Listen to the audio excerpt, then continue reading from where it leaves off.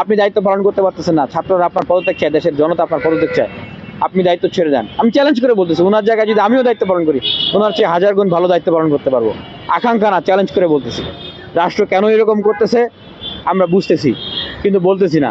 কিছু কিছু বলতেছি, এখন কিন্তু আর ছেড়ে কথা বলবো না। আমরা মনে করি যে এই সরকারকে ছাত্র জনতা যেভাবে ম্যান্ডেট দিয়েছে, এই সরকার 7 দিনে তদন্ত 21 দিনের ভিতরেই প্রকাশ্যে তার বিচার করতে পারে, সর্বোচ্চ শাস্তি মৃত্যুদণ্ড।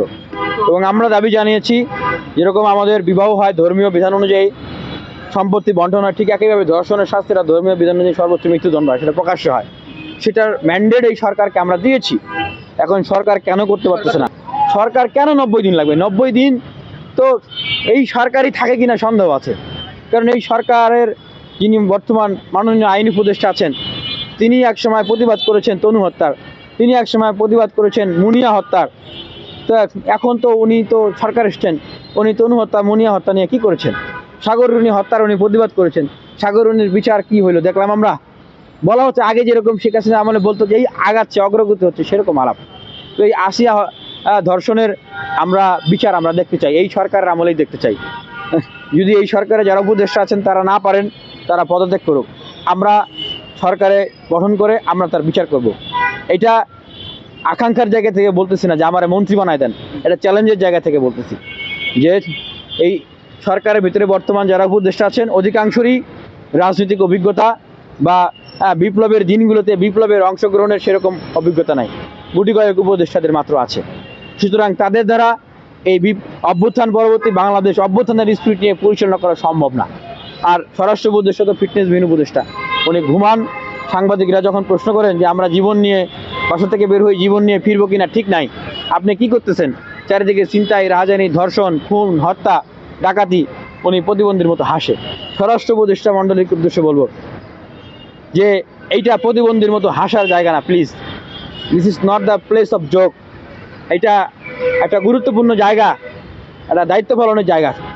আপনি দায়িত্ব পালন করতে পারতেছেন না, ছাত্ররা আপনার পদত্যাগ চায়, দেশের জনতা আপনার পদত্যাগ চায়, আপনি দায়িত্ব ছেড়ে দেন। আমি চ্যালেঞ্জ করে বলতেছি, ওনার জায়গায় যদি আমিও দায়িত্ব পালন করি, ওনার চেয়ে 1000 গুণ ভালো দায়িত্ব পালন করতে পারবো।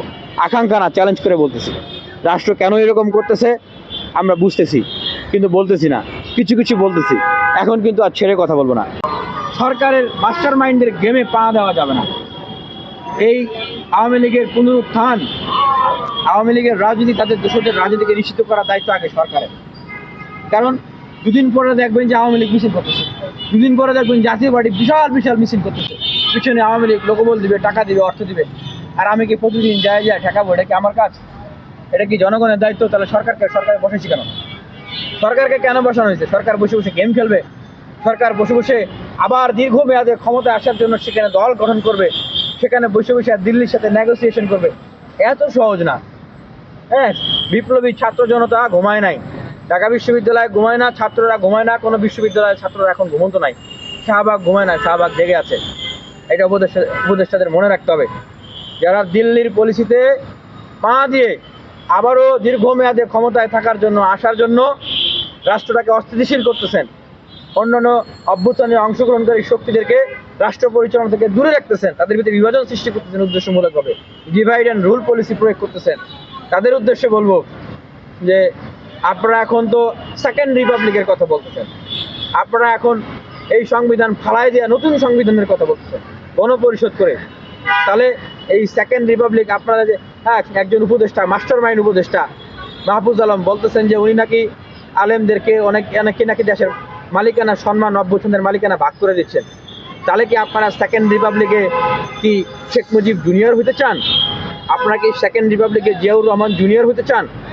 সেকেন্ড রিপাবলিকে নতুন সংবিধানে কি এখানে কি লেখা থাকবে যে এই যে ছাত্র সমন্বয়করা যারা 24-এ বাংলাদেশকে স্বাধীন করেছে, ওনারা স্বাধীনতার নেতা, ওনাদেরকে বাংলাদেশ লিখে দেওয়া হলো? আপনারা কি এটা করতে চান? বাংলাদেশের ছাত্র জনতা যথেষ্ট সচেতন। আপনাদের অনেক সমন্বয়ক ভাইরা যখন ডিবির গারদ থেকে আন্দোলন প্রত্যাহার করেছেন, জীবনের ভয়ে যখন ডিজিএফআই নজরবাড়ি থেকে আন্দোলন প্রত্যাহার করেছেন, আন্দোলন কিন্তু থামে নাই। উপদেষ্টাদের এটা মাথায় রাখতে হবে যে গুটি কয়েক সমন্বয়ককে পকেটে রেখে যদি মনে করেন যে সমস্ত বাংলাদেশ আমার নিয়ন্ত্রণে আছে, এইটা ভুল। গুটি কয়েক সমন্বয়ককে পকেটে রেখে আপনারা দিল্লির পলিসি অ্যাপ্লাই করবেন, এটা বাংলাদেশের বিপ্লবী ছাত্র জনতারা কখনোই মেনে নেবে না।